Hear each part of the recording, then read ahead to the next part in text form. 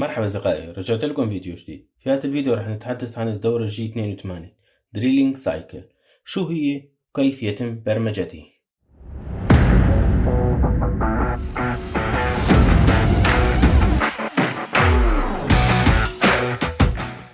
دورة جي 82 دورة توسيع الثقوب. هذه الدورة مكونة من سطر واحد على شكل التالي. أول شي عنا الكود هو جي 82، إحداثيات النقطة على محور الإكس، إحداثيات النقطة على محور الواي، عمق الثقب على محور الزد. بعدين عنا الار هو المستوى البدء. بعدين عنا البي هو زمن توقف الأداة داخل الثقب. بعدين عنا الاف هو التغذية. عند استعمال دورة جي 82 الأداة داخل الثقب راح تتوقف التغذية، لكن محور دوران الآلة يدور، السبندل يدور. ليكن لدينا الشكل.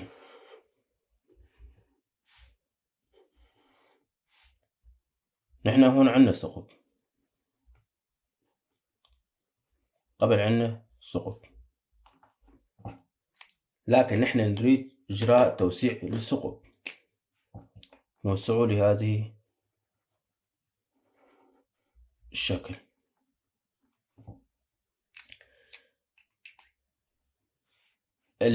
اللي يصير انه الأداة راح تدخل وتوسع الثقب، راح تبقى هون فترة من الزمن في القاع وفي العمق في نهاية الثقب.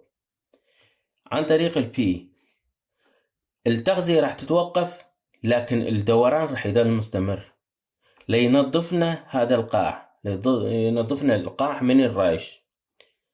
طبعا أحيانا نحتاج إلى عمليات مثل ما نقوم بعمل اسطمبات الحقن، وهيك نحتاج إلى تكون دقيق. فالدريلينج دائما عمق يبقى فيها الرايش أو ما بتكون نظيف. فعن طريق البي هي زمن توقف الأداة في القاع وفي العمق النهائي، فهي راح تدور الأداة، راح المحور الآلة أو السبند راح يبقى يدور، لكن بدون تغذية، بدون أي حركة نزول أو رجوع، فالأداة فقط دور. فنحن بهذه الحالة نحصل على سطح نظيف في قاع الثقب. شو اللي راح يصير؟ راح يكون عندنا انتقال سريع. على سبيل المثال الار هون، الار هاي مسافة من هون لهون هي الار. راح يكون انتقال سريع إلى المستوى الار عن طريق الجي 00. بعدين انتقال مع التغذية إلى عمق الزيت. عمق الزيت شو؟ عمق الزيت نهاية الثقب هو عندنا هون، يعني من هون لهون راح يكون عن طريق تغذية معينة إلى عمق الزيت.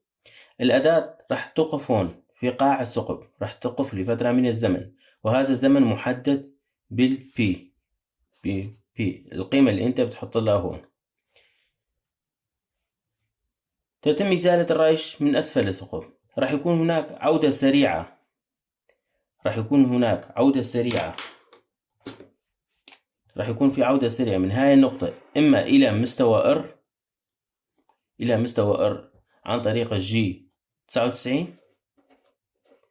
أو إلى هذه النقطة عن طريق الجي 98. في نقطة، إذا أنت ما حددت أو ما كتبت أي قيمة في هون عند البي، فالآلة راح تأخذ تلقائيا الزمن، راح تأخذ من بارامترات الماكينة. إذا أنت وضعت قيمة هي راح تتجاهل بارامترات الماكينة. أما إذا نسيت هون أو ما كتبت أي قيمة للبي، فهي راح تأخذ تلقائيا من بارامترات أو القيمة المسجلة في بارامترات الماكينة. دورة جي 82 هي فقط لتوسيع الثقوب. يكون لدينا ثقب، فقط نقوم بإجراء عملية توسيع أو تنظيف للثقوب. نحتاج أحيانا لعملية دقيقة جدا، مثل ما قلنا عمليات الحقن أو اسطمبات الحقن، فهي تحتاج إلى تكون دقيقة جدا للثقوب.